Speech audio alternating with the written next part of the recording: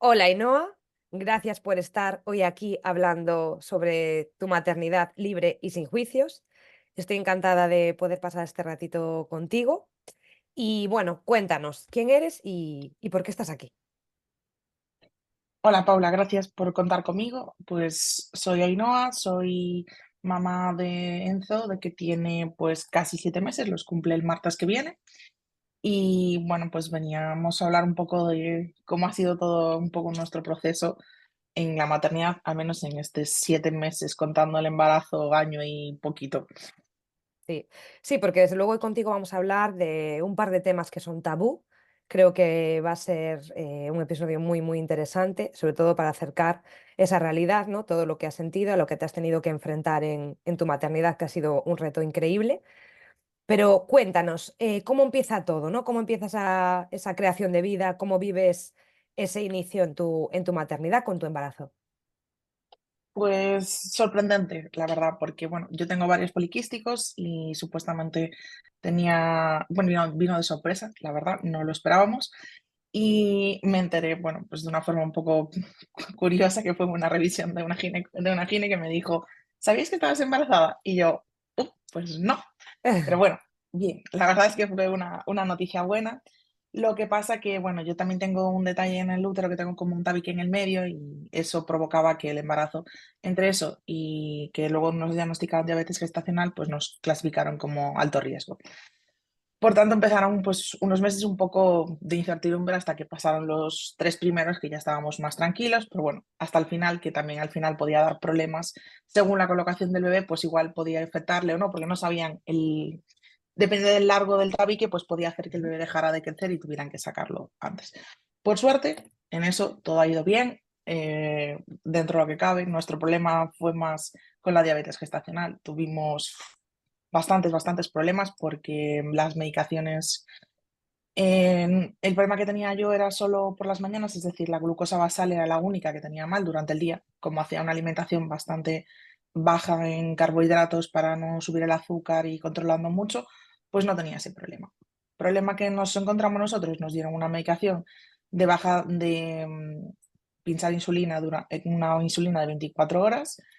Claro, eso nos provocaba durante el día bajadas de azúcar. Entonces, comías y a las 2 horas estabas mareada, no podías hacer nada. Yo llegué al punto de no poder salir de mi casa sin algo de comida, de no saber, de estar todo el rato pendiente de mis síntomas de que me duele la cabeza, es que me medio mareo, vamos a pincharnos, vamos a ver cómo está la glucosa. Además, una cosa más curiosa aún en nuestro caso es que nosotros no bajábamos de 70 para tener bajadas. Nuestras bajadas, es decir, los síntomas todas de las bajadas eran pues a partir de bajadas de 90, entre 80 y 90, muy alto.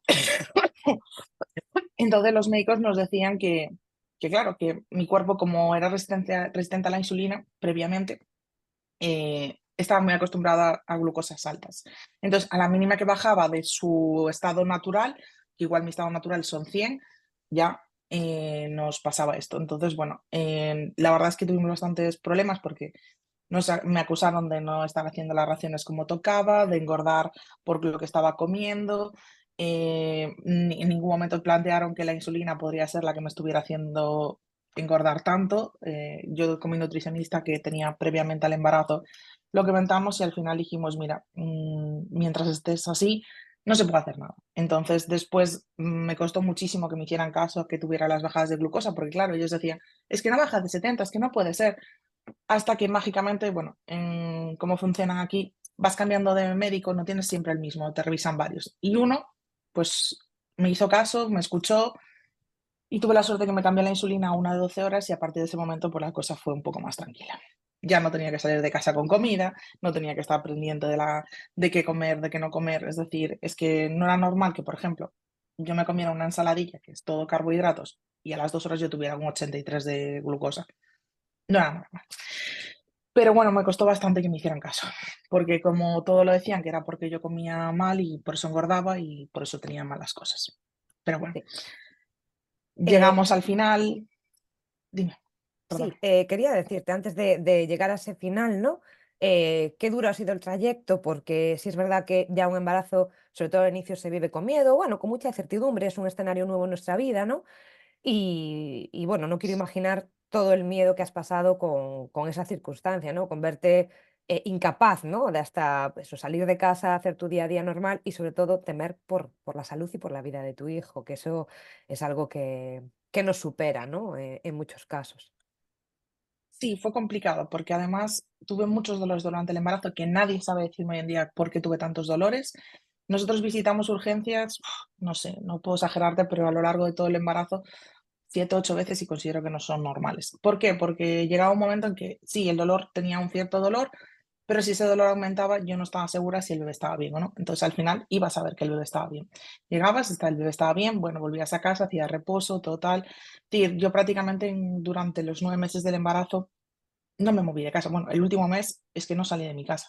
Es que intentaba andar 2 pasos y estaba con un dolor que no podía. Era imposible. Es decir, a partir de agosto, que fue pues séptimo mes, más o menos 7, 8 por ahí, que nuestra salida de cuentas era el día 6 de octubre, pues más o menos por ahí. Y nos costó ese último mes, es decir, agosto, septiembre, además justo fue después de su baby shower, que le hicimos un baby shower. A partir de ahí fue mi decadencia, y no por el calor, porque la gente dice es por el calor del verano. No, era por el dolor que yo tenía. Cada vez era más agudo. Y para salir, ¿cómo te influyó eso? Ahora me cuentas ese final del embarazo, ¿no? Pero eso, ¿consideras que te influyó a nivel sentimental, a nivel seguridad propia, ¿no? A la hora de luego con tu bebé salir de casa, gestionar los tiempos, no sé, cómo enfrentar ese posparto inmediato que tuviste después con todo este viaje complejo, ¿no? Porque yo creo que también todas esas experiencias nos marcan, ¿no? De cara al posteriori, ¿no? Nos van como mellando un poquito a nivel emocional, a nivel fortalezas, ¿no? No es lo mismo vivir un embarazo pleno, saludable, el que te mueves, te sientes capaz, te sientes bien, que un embarazo en el que te has sentido juzgada por ganar peso, por no gestionar, porque consideraban que no lo estabas gestionando bien. Esa incomprensión, ¿cómo te influyó a ti a la hora de maternar, ¿no? De después dar ese salto y recibir la llegada de tu bebé? ¿Consideras que ha sido algo significativo? A ver, para la llegada de él no, porque he de decir que, por suerte, a pesar de ser un parto largo y haber sido inducido, tuve un parto bueno. Entonces, yo al día siguiente, bueno, al día siguiente no, es decir, yo di a luz de madrugada a las 12:30 de la madrugada, esa noche más o menos dormimos, y esa mañana es que yo me sentí de nuevo otra persona. Es decir, yo podía moverme, yo se lo decía a mi pareja que estaba allí, decía, Fran, es que puedo moverme, es que puedo levantar, puedo hacer. Es que fue como revelador. De hecho, la gente a mí me decía, yo no dejé de, yo tuve el bebé y no dejé de salir a la calle. Y la gente me decía, pero si acabas de dar a luz hace 2 días, ya, pero llevo 2 meses encerrada en mi casa y ahora puedo salir, puedo andar despacio, tranquila. Iba despacio porque obviamente, a ver, acababa de dar a luz, pero tenía ganas de salir, me apetecía volver a salir. Es decir, yo llegó un momento que no tenía ganas de hacer nada, solo porque me dolía tanto que yo no sabía qué hacer. Es decir, solo quería estar quieta y aún así y hacer lo mínimo posible para que no hiciera daño al bebé, que era el mayor problema que tenía, que yo tenía miedo de hacer cosas con el dolor, porque es lo que me decían, si tienes dolor y haces cosas y fuerzas, puedes hacerle daño a él. Entonces, para mí, lo primero era pensar en él. O sea, Y por suerte, se puede decir bueno, tú le diste la vida a él, pero él también a ti, ¿no? Hubo ahí una. cuando dio a luz fue maravilloso, es decir, fue como súper liberador. De hecho, me acuerdo que me pusieron epidural y me dijeron, cuidado, cuidado, no te levantes, que yo no siento, no, no, tranquila, que yo siento las piernas, si no, no me levanto. Es decir, no soy una persona que haga locuras. Pero bueno, bien, la verdad, dentro de lo que cabe, a pesar de, ya te digo, el parto fue un poco de aquella manera, pues veníamos con estreptococo positivo, tuvimos que ir con antibióticos, con la parte de la insulina todo el rato, que no nos dejaban beber nada por culpa de la diabetes gestacional. Bueno, en fin, muchas Las cosas, pero dificultades. bueno, fue bien. Sí, pero al final el expulsivo fue menos de una hora, entonces fue como bastante tranquilo y, y a mí se me acabó la epidural en medio del expulsivo, así que con eso, por eso yo sentía todo al final, era como, y es verdad que dicen que ahí en ese momento ya no duele, lo único que necesitas es sacarlo fuera, como se suele decir, tienes la necesidad de echarlo fuera y ya está, y bien. Fue bien, la verdad, dentro de lo que cabe, ya te digo, el parto fue muy bueno. No se pudo poner encima mía bien del todo porque teníamos un cordón cortito, entonces tuvimos que esperar y el pobre lloró un poco, pero bueno, en el momento en que ya pudieron cortar el cordón y ya se puso encima, ya se relajó y bien, y ahí todo ya empezó a ir bastante bien, dentro de lo que cabe. Sí, Luego ya que vinieron las siguientes cosas. qué bonito es ese momento, ¿verdad? Y como dices tú, es revelador, es una experiencia vital súper importante. Y sí es verdad que, bueno, seguramente hablaremos en otros episodios del tema del parto y de, bueno, pues casos que hay de violencia obstétrica y demás, pero es también pieza clave en nuestras maternidades, ¿no? Esa experiencia. Hablamos de esos juicios, hablamos de cómo llevaste el embarazo, ¿no? Que fue, pues, todo un reto para ti, la verdad, para los dos, seguro. Y después, ya posterior y con tu peque ya contigo, eh, ¿qué dificultades encontraste en la crianza, ¿no? Con tu bebé? ¿A qué te has tenido que enfrentar después del parto ya con tu pequeño? ¿Hay algo que quieras destacar, algo que os haya sucedido que quieras compartir hoy con nosotras? Pues nosotros tuvimos un problema que supuestamente ahora todo el mundo dice que está de moda, pero bueno, yo considero que las modas no existen y creo que ahora simplemente se mira un poco más. Nosotros Ujú. tuvimos una lactancia, bueno, tenemos lactancia materna, pero bueno, es una lactancia materna un tanto especial al principio sobre todo y bueno, y durante hace un mes, 2 meses más o menos también se complicó un poco. Nosotros notamos que el niño tenía el frenillo corto. ¿Por qué? Pues porque en el embarazo yo leía mucho, estaba muy aburrida, como se suele decir, entonces vi muchas cosas y vi que pues a los niños, a muchos le cortaban el frenillo de la lengua porque no la movía o porque no achaba o porque era muy corto. Entonces nosotros lo notamos, se lo comentamos en el hospital, nos dijeron que el niño se enganchó, ¿no? Y mamá, sí, pues entonces no hay problema. Vale.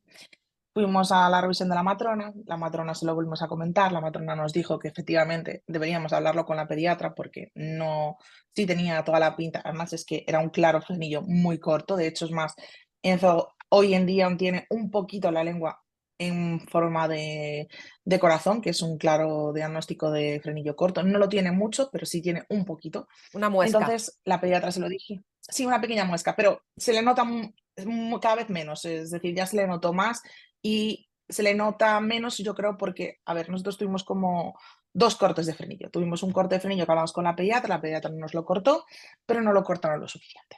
Entonces a mí me seguía molestando, el niño seguía sin sacar la lengua y curiosamente nosotros fuimos a hacer una revisión con una fisio pediátrica para cambiarlo del capazo a la silla, para saber hasta dónde podíamos Mm. inclinar la silla, cómo teníamos que hacer, porque claro, es un niño bastante grande, es decir, es largo y llegó un momento que no nos entraba en el capazo.